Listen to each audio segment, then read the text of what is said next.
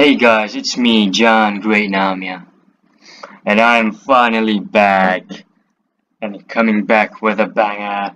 We are playing Phoenix Wright Ace Attorney.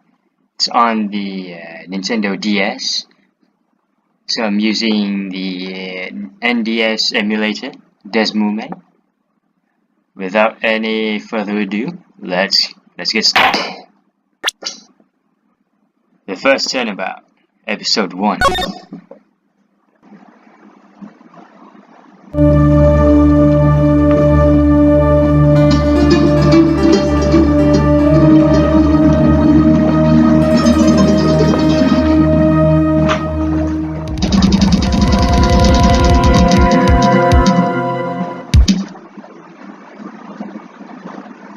I can't get caught. Not like this. I've got to find someone to pin this on. Someone like him. I'll make it look like he did it.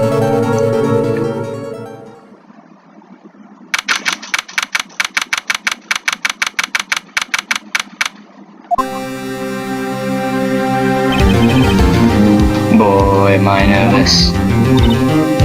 Right? Oh, hi, Chief. Woo! I'm glad I made it on time. Well, I have to say, Phoenix, I'm impressed.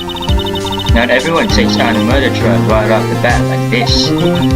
It says a lot about you, and your client as well. Thanks.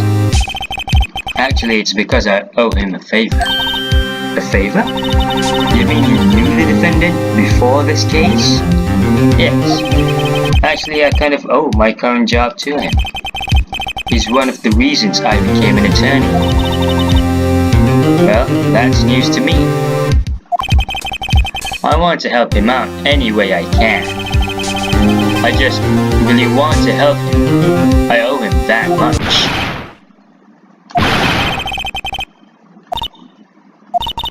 Isn't that your client screaming over there? Yeah, that's him.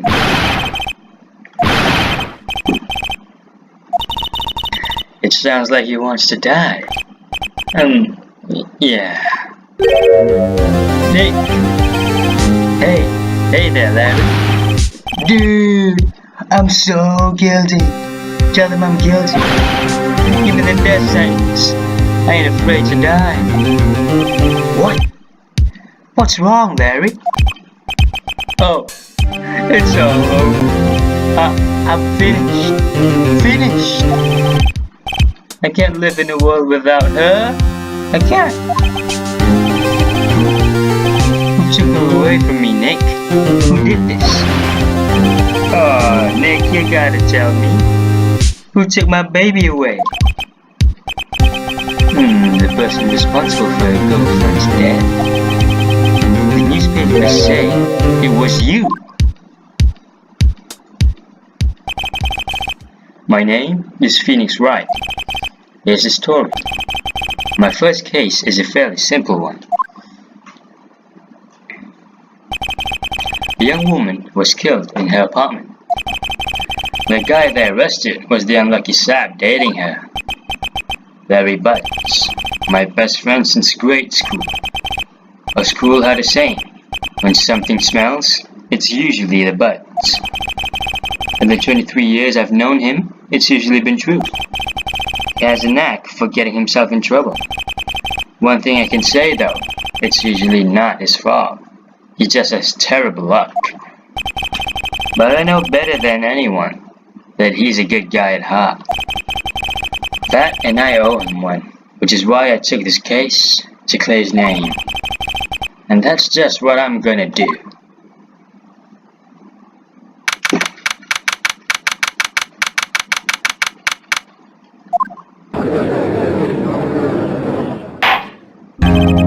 The court is now in session for the trial of Mr. Larry Butts. The prosecution is ready, Your Honor. The defense is ready, Your Honor. Mr. Wright, this is your first trial, is it not? Yes, Your Honor. I am a little nervous. The conduct during this trial will decide the fate of your client. Murder is a serious charge. For your client's sake, I hope you can control your nerves. Thank you, Your Honor. Mr. Wright, given the circumstances, I think we should have the test to ascertain your readiness. Yes, Your Honor.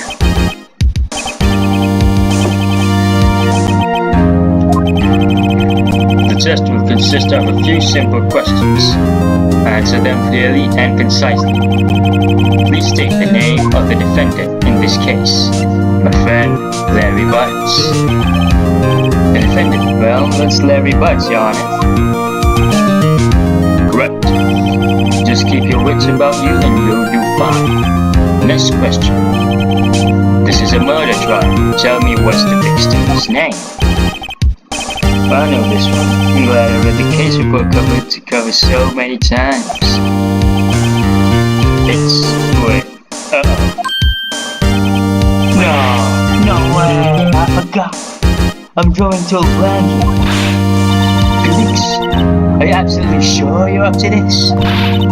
You don't even know the victim's name? Oh, the victim. Of course, I know the victim's name. I just forgot, temporarily. Think I feel a migraine coming on. Look, the defendant's name is listed in the courtroom. Oh, is it this one? This is Cindy Stone, the victim in this case, the model. She lived in the apartment. Alright, so Cindy Stone is the name. Alright, my best man Larry Brooks, the defendant. My chief, me and Faye, the boss. Winston Payne, the prosecutor. Okay, alright. So these are the evidences, huh? That's my badge. Oops, sorry. Oh, it's the autopsy report. Yeah. Okay. Just touch the court record button to check it at any time, okay? Remember to check it often. Do it for me, please. I'm begging you. Let's hear your answer. Who is the victim in this case? It's Cindy Stone. The victim's name is Cindy Stone. Correct. Now tell me, what was the cause of death? She died because she was... Wait, let me check again. If I'm not mistaken, yeah. It's cause of blunt trauma. Blunt trauma, okay. It was a blunt object. She was struck once by a blunt object. Correct. Yes. You've answered all my questions. I see no reason why we shouldn't proceed. You seem much more relaxed, Mr. Wright. Good for you. Thank you, Your Honor. Because I don't feel relaxed, that's for sure. Well then, first, a question for the prosecution, Mr. Payne. Yes, Your Honor. As Mr. Wright just told us, the victim was struck with a blunt object. Would you explain to the court just what the object was? The murder weapon was this statue of the finger. It was found lying on the floor next to the victim. I see. The court accepts it into evidence. Statue added to the court record. Right? Be sure to pay attention to any evidence added during the trial. That evidence is the only ammunition you have in court. Touch the court record button to check the court record frequently. Mr. Payne, the prosecution may call its first witness. The prosecution calls the defendant, Mr. Butts, to the stand. Chief, what do I do now? Pay attention. You don't want to miss any information that might help your client's case. You'll get your chance to respond to the prosecution later, so be ready. Let's just hope he doesn't say anything, unfortunately. Uh-oh, there he gets excited easily. This could be bad.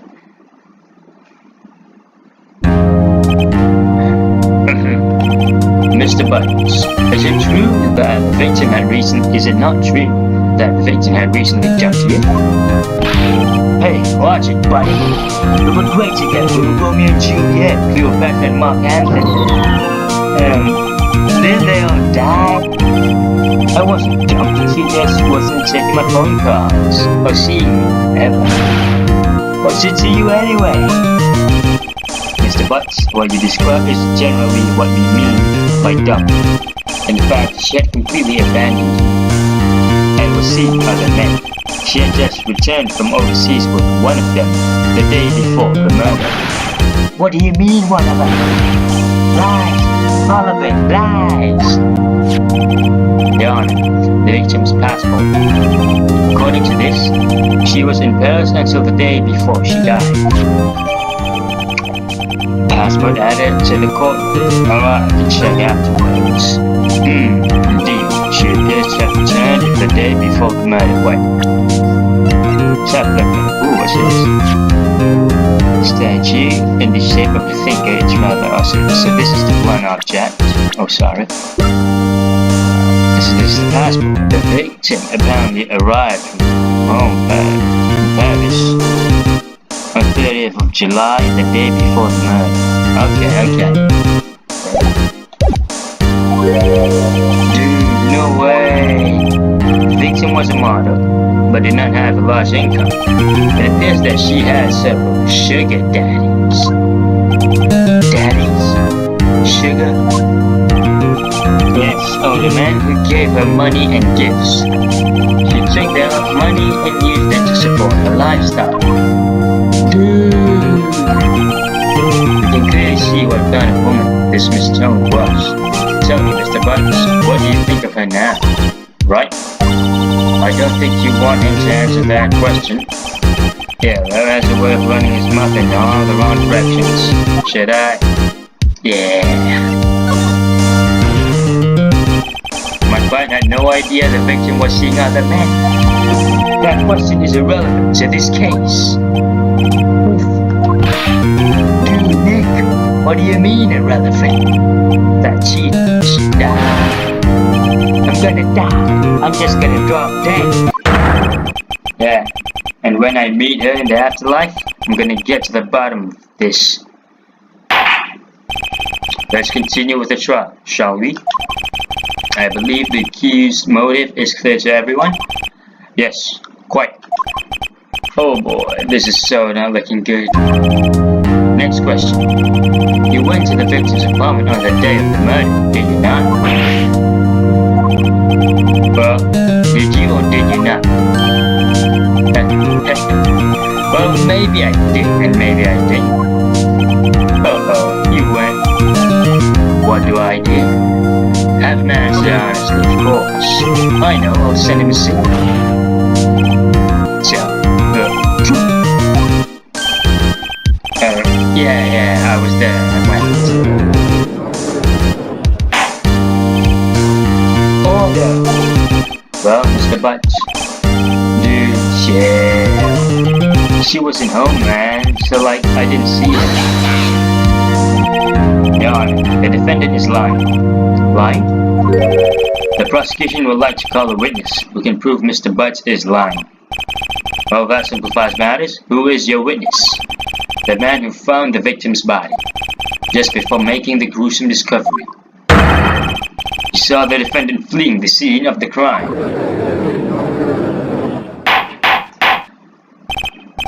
Order! Order in the court! Mr. Payne, the prosecution may call its witness. Yes, Your Honor. This is bad. On the day of the murder, my witness was selling newspapers at the victim's building. Please bring Mr. Frank's office to the stand. Oh, this day.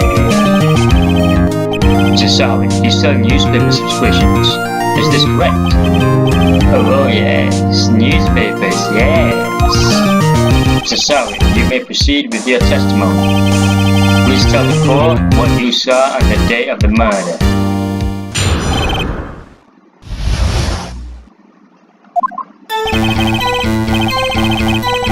Wait a second. If you guys can hear this music, dude. It hits the spot exactly. Music's so good. Alright, let's continue. I was going door to door, selling subscriptions when I saw a man fleeing an apartment. I thought he must be in a hurry because he left the door half open behind him. Thinking it strange, I looked inside the apartment. Then I saw her lying there, a woman, not moving, dead. I quailed in fright and found myself unable to go inside. I thought to call the police immediately. However, the phone in her apartment wasn't working. I went to a nearby park and found a public phone. I remember the time exactly. It was 1 p.m. The man who ran was without doubt the defendant sitting over there. Really? Really? Are you sure, man? Larry, why didn't you tell the truth? I can't defend you against testimony like that. Incidentally, why wasn't the phone in the victim's apartment working? Your Honor, at the time of the murder, there was a blackout in the building. Aren't phones supposed to work during a blackout? Yeah. Yes, Your Honor. However, some cordless phones do not function normally. Okay. The phone that Mr. Sawi used was one of those. Your Honor, I have a record of the blackout for your perusal. Whatever, however you want to pronounce it. Now, Mr. Wright? Yes. Yes, Your Honor. You may begin your cross-examination. Cross-examination? Your Honor? Alright. This is it. The real deal. What exactly am I supposed to do? Why, you exposed the lies in the testimony the witness just gave. Lies? What? He was lying? The client is innocent, right? And then, that witness must have lied in his testimony. Or is your client really guilty? How do I prove he's not? You hold the key. It's in the evidence. Compare the witness's testimony to the evidence at hand, okay? There's bound to be a contradiction in there. Okay. First, find contradictions between the court record and the testimony, okay?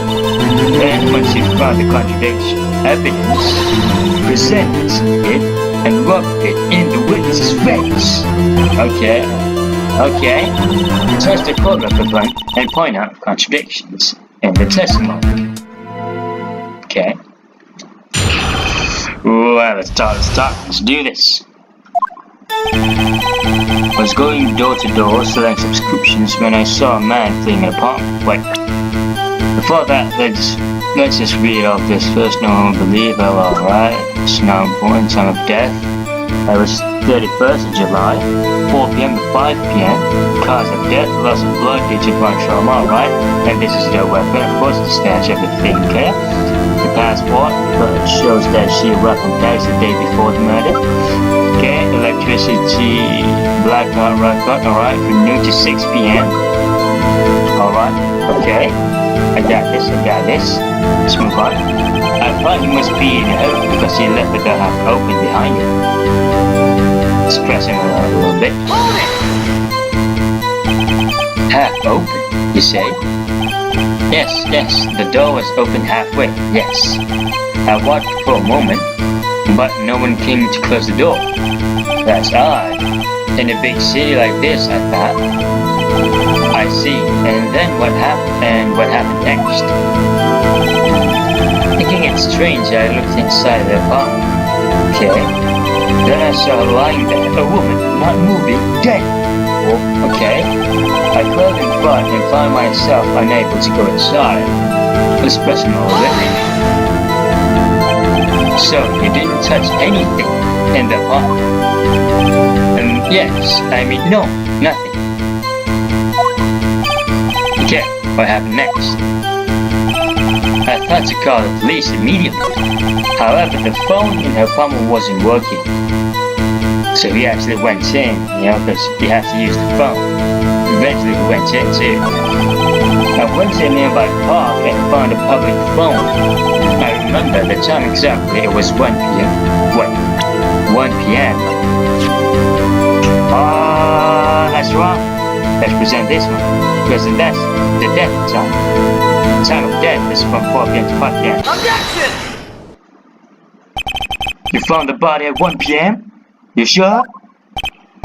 Yes, it was 1 p.m. for certain. Frankly, I find that hard to believe. Your statement directly contradicts the autopsy report. The autopsy notes the time of death at sometime after 4 p.m. There was nobody to find at 1 p.m. How do you explain this 3-hour gap? Yeah, my man, Phoenix. Yeah. Oh, that. This is trivial. The witness merely forgot the time. After his testimony, I found that hard to believe. Mr. Sutton, why were you so certain that you found the body at 1 p.m.? Gee, that's a really good question.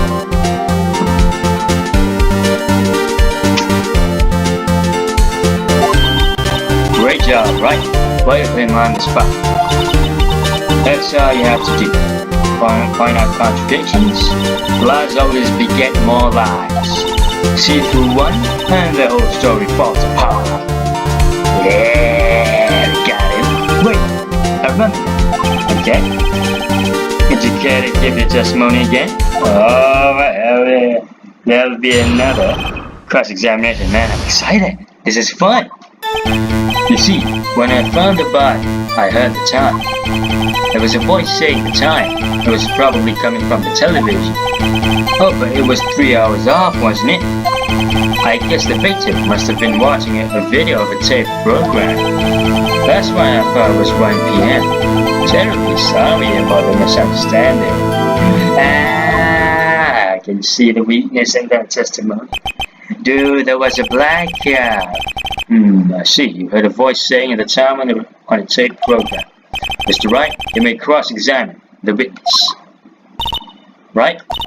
You know what to do. I've got this one.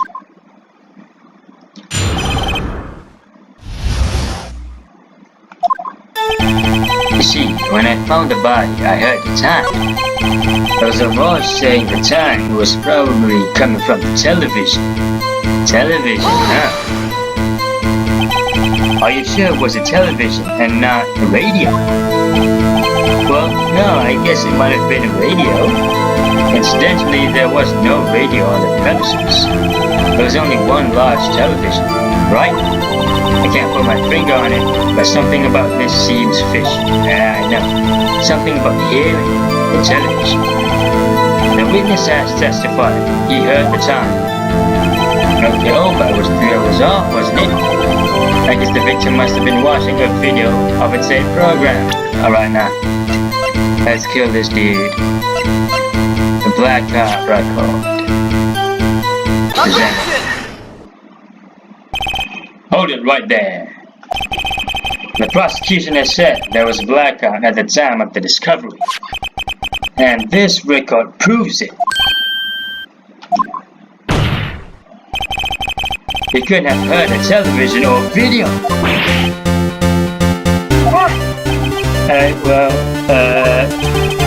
The defense has a point. You have an explanation for this, Mr. Sauer? No, I find it quite puzzling myself. Quite. But wait, I remember now. Mr. Sauer, the court prefers to hear an accurate testimony from the very beginning. Yeah. You can't do this so many times. Once. These constant corrections are harming your credibility. Exactly. That, and you seem rather distraught. My apologies, Your Honor. It must have been the shock of finding the body. Very well, Mr. Sauer. Let's hear your testimony once more, please. Hearing the time. Actually, I didn't hear the time. I saw it. There was a table clock in the apartment, wasn't there? Yeah, the murder weapon. The killer used it to hit the victim. That must have been what I saw. You saw a clock? I guess that would explain it. The defense may cross-examine the witness. Gladly. The murder weapon was the statue of the thinker. Come on. Actually, I didn't hear the sound outside. There was a table clock in the apartment, wasn't there? It's puzzling. A table clock? Was there a clock at the scene? This is the first I've heard of it. Okay, yeah, the murder weapon. The killer used it to hit the victim. No, man, no. It's the statue of the thinker. Objection! Wait just a moment. The murder weapon wasn't a clock. It was this statue. Now how is this supposed to be a clock? Your objections and your evidence, just who do you think you are? Just answer the question, Mr. Saul. Hey, I saw it there, okay? That's a clock. Your Honor, if I may. Yes, Mr. Payne? As the witness stated, this statue is indeed a clock. The neck is a switch. You just tilt it and it sets the time out loud. As it doesn't look like a clock, I submit it as a statue. My apologies. Okay, I see. So the murder weapon was a table clock after all. Well, Mr. Wright, it appears that the witness's testimony was correct. This is a clock. Do you have any problems with his testimony now? Okay, wait a second. If you have to tilt it, and that's a switch on the neck. But the dude didn't enter, right? So how did he know? Yes, there is a problem. Your Honor, there was a gaping hole in the witness's testimony.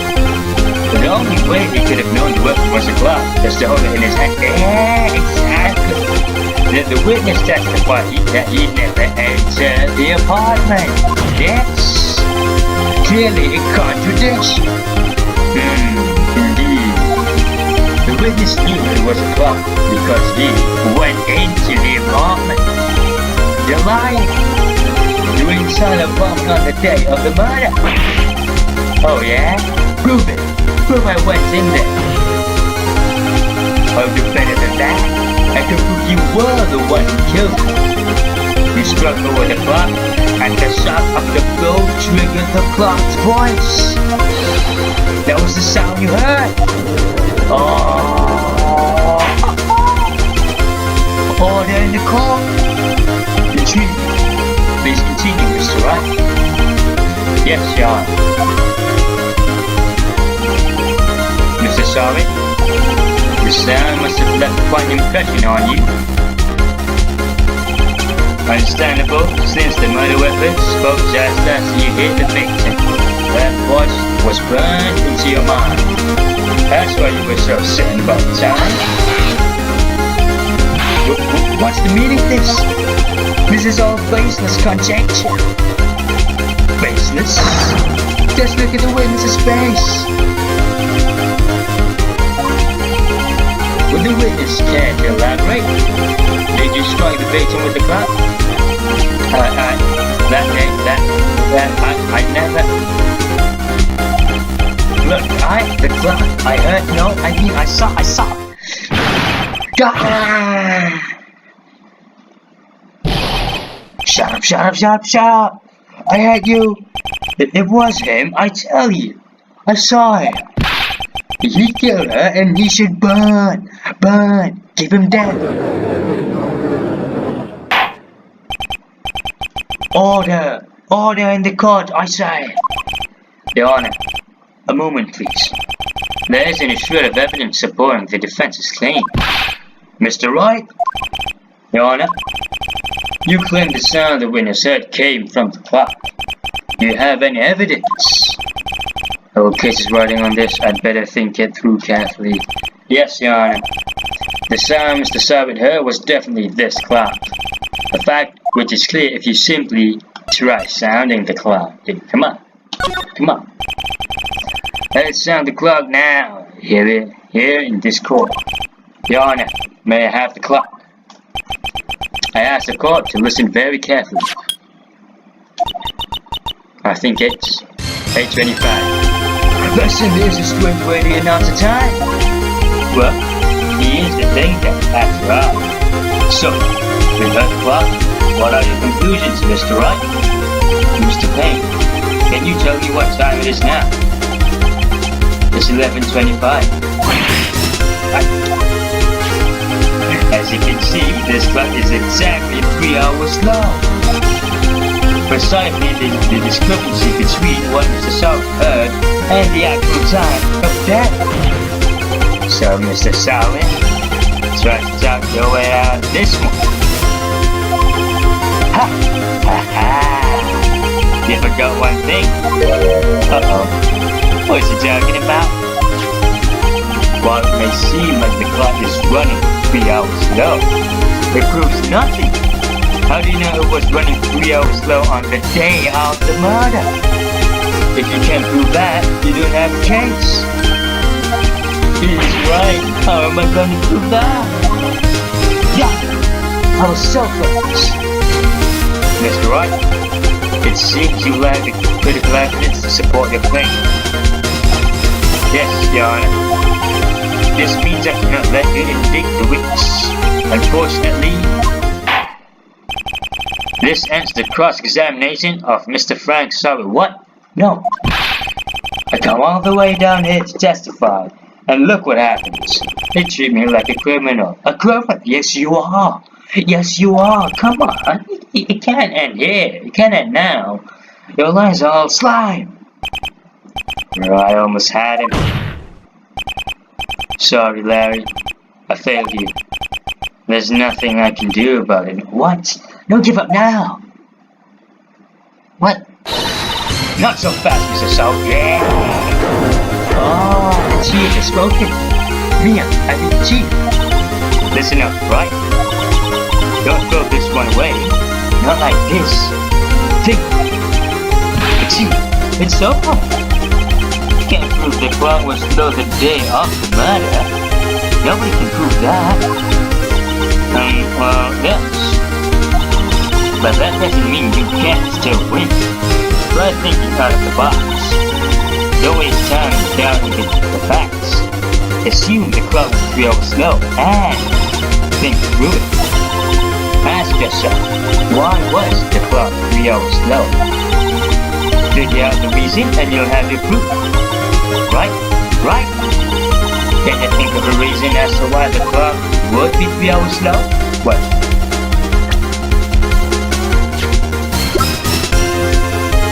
Nothing here. What? Password. Chicken from Paris? Yeah, that's it. That's it. Yeah. Wait. Maybe I can prove it. Heck yeah. You must have evidence. Somewhere that can prove it, right? It's the passport, man. Find it and let them have it. Well, Mr. Wright, you said the clock was already running slow on the day of the murder. Have you found evidence to support this claim? Of course. There is a piece of evidence in the court report that can prove my claim beyond doubt. Ha! Tough words. Let's see you prove this one on. Let's see this evidence that proves why the clock was running slow. The passport, sir. Let's present this one. The victim had just returned home from abroad the day before the murder. As we all know, the time difference between here and Paris is 9 hours. When it's 4 p.m. here, it's 1 a.m. the next day there. The clock wasn't 3 hours slow, it was 9 hours fast. Heck yeah! The victim hadn't reset the clock since returning home. That's why the time you heard when you struck her dead in her apartment was wrong. Proof enough for you, Mr. Sonic? Or should I say, Mr. Diddy?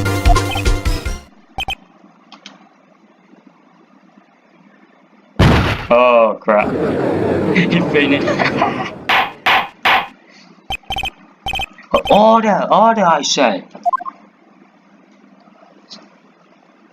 Well, this case has certainly turned out differently than we all expected. Mr. Payne, your client, he was arrested. He has been taken away, Your Honor. Very well. Mr. Wright? Yes, Your Honor. I have to say, I'm impressed. I don't think I've ever seen someone complete a defense so quickly and find the true culprit at the same time. Thank you, Your Honor. At this point, this is only a formality, but this court finds the defendant, Mr. Larry Butts, not guilty. Yeah! We won! We won! And with that, the court is adjourned.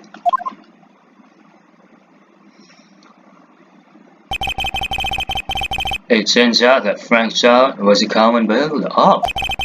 He posed as a newspaper salesman to check and see when people were out of the house. That day, when Larry went to her apartment, the victim wasn't home. After he left, Mr. Soviet let himself in to do his dirty work. Alright.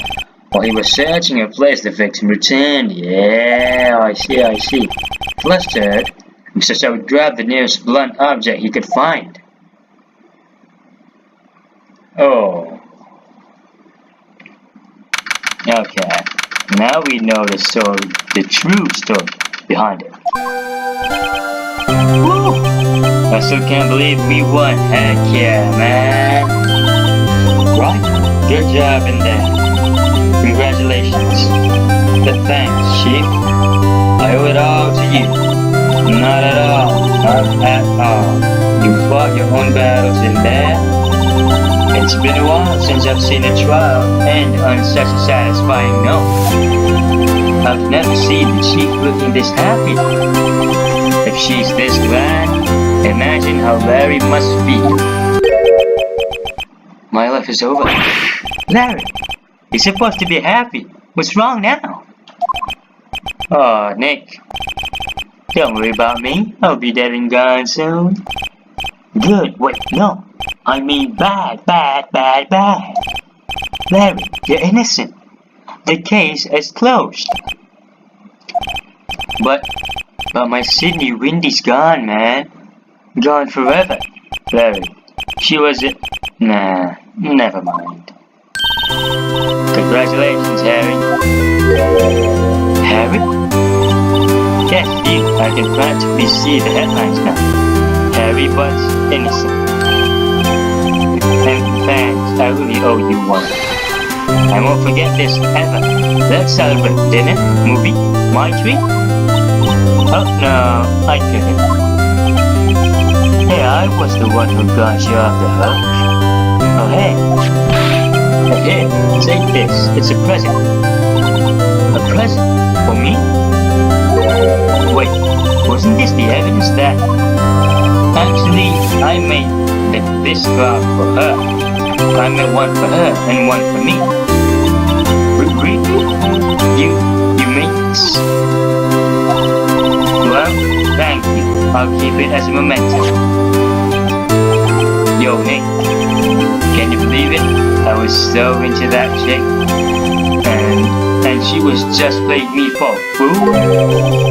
That made you just want to cry. Larry.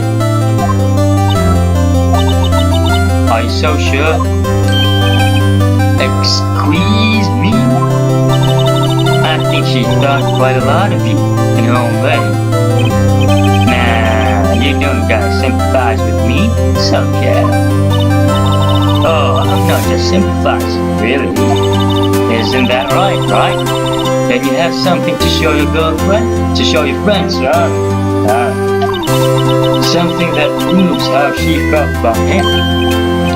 Huh? Oh yeah, right. What the heck is she talking about? Dude, it's this, man. Take that! Check this out, Larry.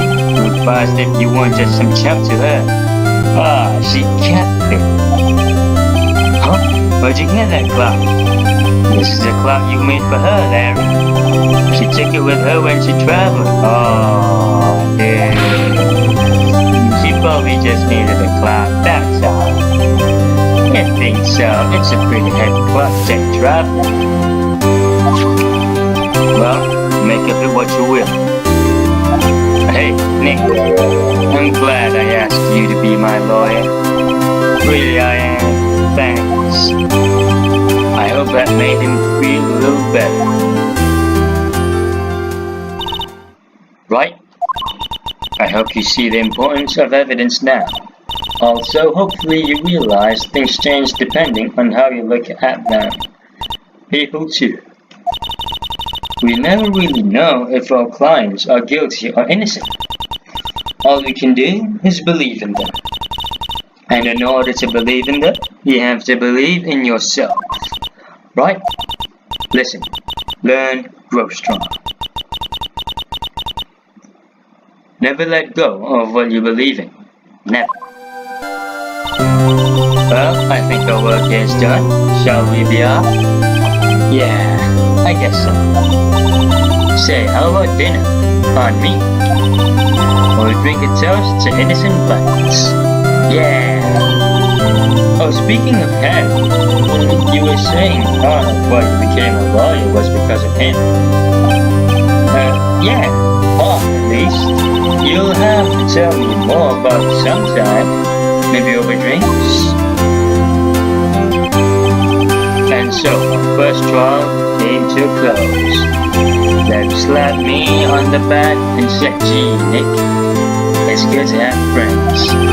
But I'm pretty sure he's not gonna pay me unless you count the clout you give me out some." I didn't know it then, but that clout was soon gonna be at the center of another incident.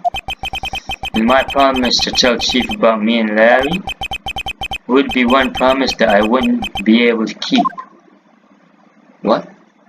What? I didn't understand that ending. Oh, I've unlocked a new episode. Okay.